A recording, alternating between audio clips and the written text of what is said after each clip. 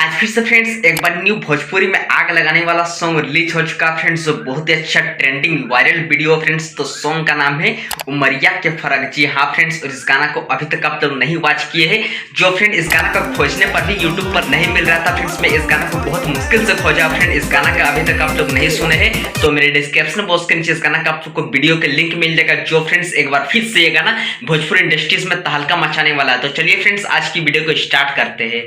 तो बात करते हैं इस गाना का सिंगर कौन है, जो बहुत ही अच्छा एकदम बेहतरीन वीडियो बनाया गया। तो इस गाना का सिंगर है फ्रेंड्स खेसारी लाल यादव।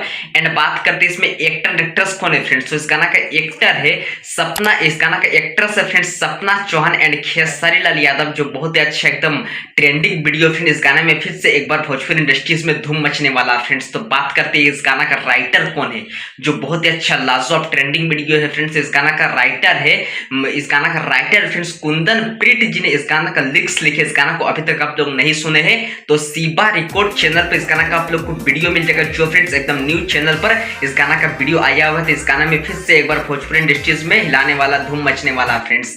तो बात करते हैं फिर इस गाना का डायरेक्टर कौन है, तो पवन पाल जी इस गाना का चैनल का ओनर है। इस गाना को अभी तक आप लोग नहीं सुन तो ज्यादा से सॉन्ग को आप लोग अपना आशीर्वाद दे, प्यार दे।